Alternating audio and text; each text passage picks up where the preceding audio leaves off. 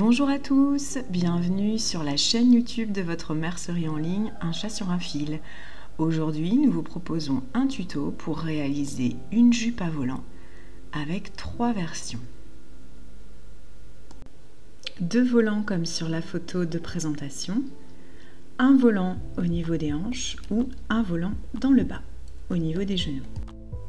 Pour ce tuto, il vous faudra un mètre ruban pour prendre vos mesures, du tissu, des épingles, du fil assorti au tissu, du fil contrasté pour les fronts, un élastique de 3 cm de large avec une épingle à nourrice, une paire de ciseaux, une règle. Alors, commençons tout d'abord par vous expliquer comment réaliser la version avec 3 panneaux. Donc vous allez dans un premier temps prendre votre mètre ruban et mesurer votre tour de taille. Pour mesurer votre tour de taille, retirez vos vêtements, posez le mètre ruban autour de la partie la plus étroite de votre taille. Une fois votre tour de taille obtenu, nous allons vous expliquer comment calculer votre jupe sur mesure. Alors voici le petit dessin technique de la jupe que nous souhaitons réaliser. Jupe taille élastiquée avec 3 panneaux. Donc l'élastique est inclus dans le premier panneau. Et les marges de couture sont incluses également. Alors nous allons vous expliquer comment procéder pour calculer votre largeur et les longueurs de panneaux que nous vous préconisons. Donc, une fois votre tour de taille pris, vous allez le multiplier par 1,8 et le diviser par 2. Vous allez ainsi obtenir L1, c'est-à-dire la largeur du premier panneau. Celui-ci aura une hauteur de 28 cm. Pour calculer ensuite la largeur du panneau 2, soit L2, il faudra reprendre la mesure L1 que vous avez calculée juste au-dessus, multipliée par 1,3 et vous obtenez la largeur L2, la largeur de votre panneau 2, sur une hauteur de 30 cm. Pour le troisième panneau, vous faites exactement le même calcul pour calculer la largeur de votre panneau 3, soit L3. Vous reprenez la mesure L2, vous multipliez par 1,3 et vous obtenez la largeur L3 sur une hauteur de 35 cm.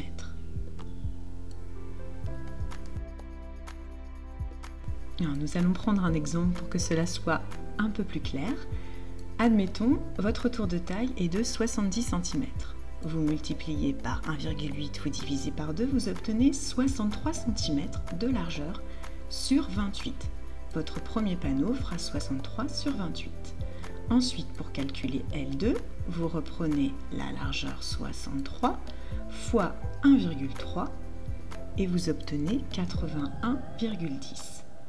Ça sera donc la largeur de votre panneau L2 sur une hauteur de 30 cm. Pour le panneau, le troisième panneau, vous reprenez la largeur L2, soit 81,5, vous multipliez par 1,3, vous obtenez 106,5, qui sera donc la largeur de votre troisième panneau sur une hauteur de 35 cm. N'oubliez pas de couper x2 chacun de vos panneaux pour le devant et le dos de votre jupe.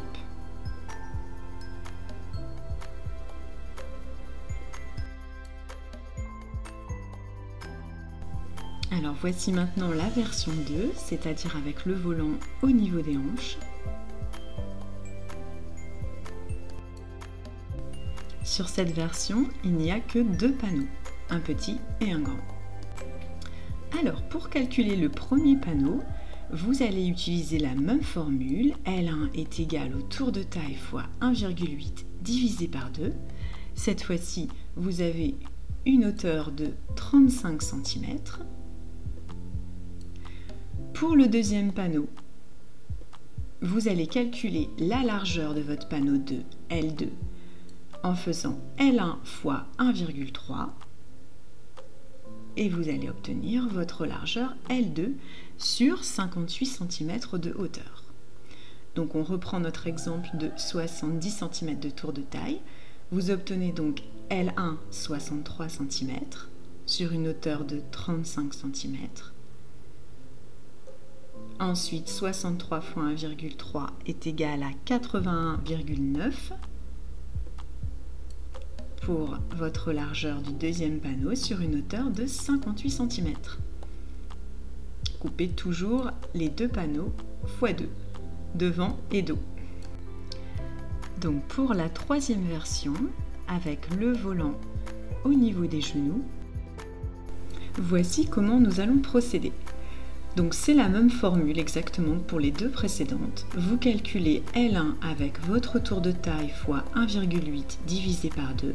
Vous obtenez donc la largeur de votre panneau sur une hauteur de 58 cm.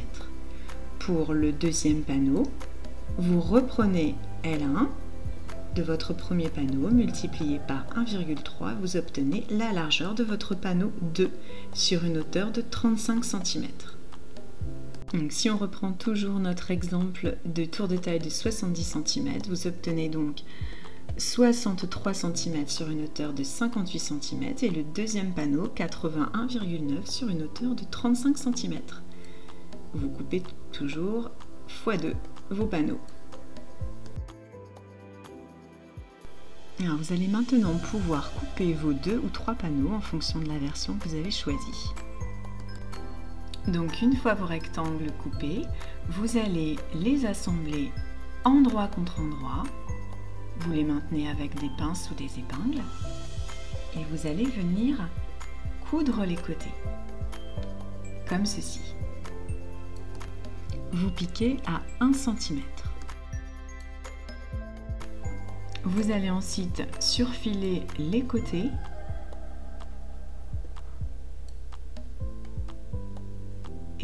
et pour le panneau 1 uniquement et tout le pourtour du haut du premier panneau qui correspond à la ceinture.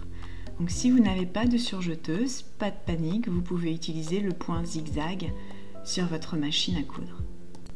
Vous allez ensuite aplatir vos coutures de côté au fer. Ensuite, sur le haut de ce premier panneau, vous allez réaliser la ceinture. Vous allez donc faire un rentré sur l'envers du tissu, envers contre envers, de 3,2 cm, ce qui vous permettra d'insérer votre élastique de 3 cm de large.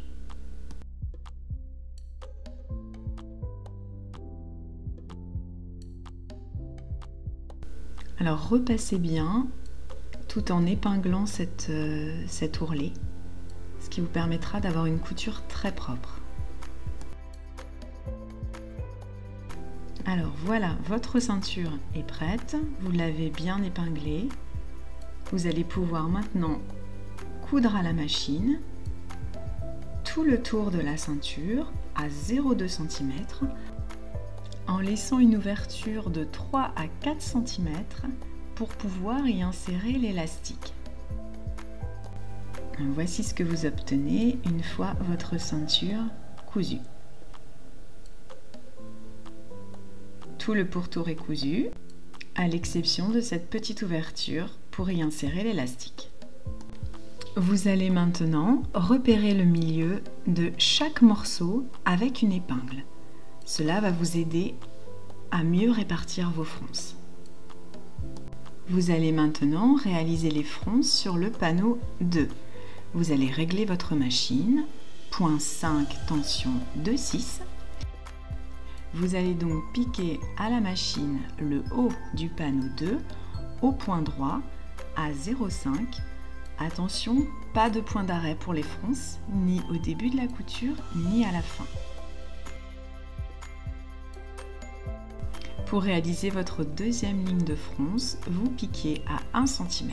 Vous répétez l'opération. Pas de point d'arrêt au début de couture, ni à la fin. Vous avez donc vos 2 lignes de fronce. Alors si vous avez fait le choix de réaliser la version 1, donc avec les 3 panneaux, vous répétez l'opération pour le 3e panneau. Voilà, vous obtenez vos lignes de fronce sur vos 2 derniers panneaux. Vous allez maintenant insérer le panneau 1, ceinture vers le bas, à l'intérieur du panneau 2, endroit contre endroit, en faisant correspondre les coutures de côté. Vous épinglez d'abord les côtés.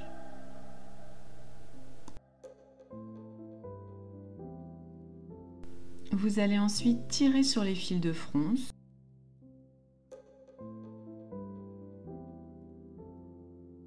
et répartir au mieux vos fronces. Alors, petite astuce pour avoir des fronces bien réparties, n'hésitez pas à diviser le plus possible à l'aide d'épingles les morceaux. Alors, il y a 2 techniques pour arrêter vos fils de fronce une fois que vous avez fini de froncer. Soit vous réalisez un nœud avec vos 2 fils de fronce, soit vous tournez autour de l'épingle. Comme ça, vos fils de fronce ne vont pas bouger. Donc une fois les fronces bien réparties, vous allez épingler tout le tour et piquer à 1 cm à la machine tout le tour des panneaux. Vous obtenez donc cette couture. Le panneau 1 est donc assemblé au panneau 2. Si vous avez un 3e panneau à assembler, vous répétez exactement la même opération. Alors, à l'aide d'une épingle à nourrice sur l'élastique, vous allez insérer l'élastique dans la coulisse.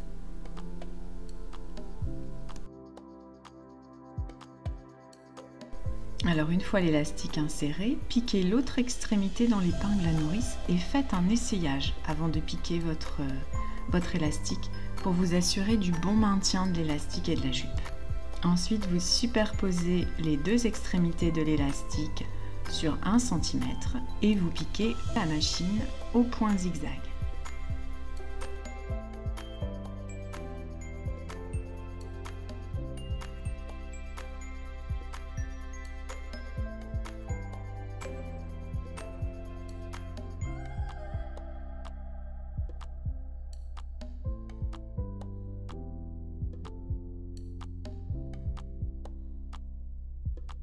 Vous allez ensuite refermer la ceinture de l'élastique, la petite ouverture que nous avions laissée pour y insérer l'élastique.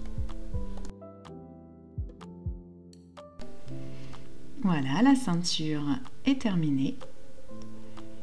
Il nous reste maintenant à surjeter toutes les coutures que nous n'avons pas surjetées au préalable, c'est-à-dire les coutures intérieures des volants. Alors, dernière étape de ce tuto couture, vous allez réaliser l'ourlet du bas de votre jupe, donc 0,5 cm.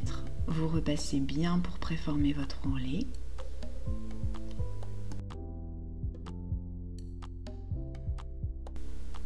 Puis vous repliez 0,5 cm à nouveau. Vous allez ensuite épingler tout le tour de votre ourlet et piquer à 0,5 cm.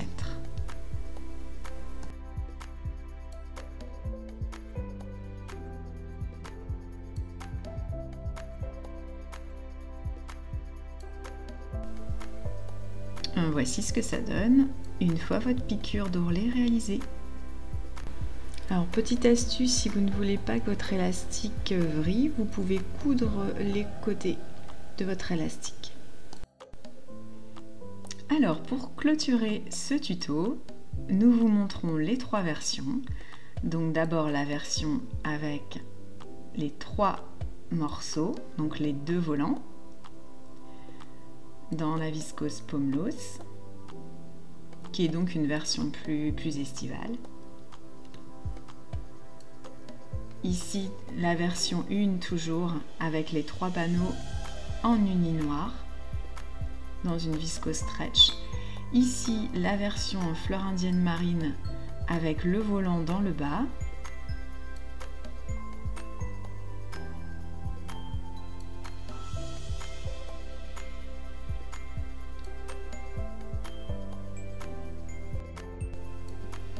Et enfin la troisième version dans le fleur indienne sienne avec le volant au niveau des hanches.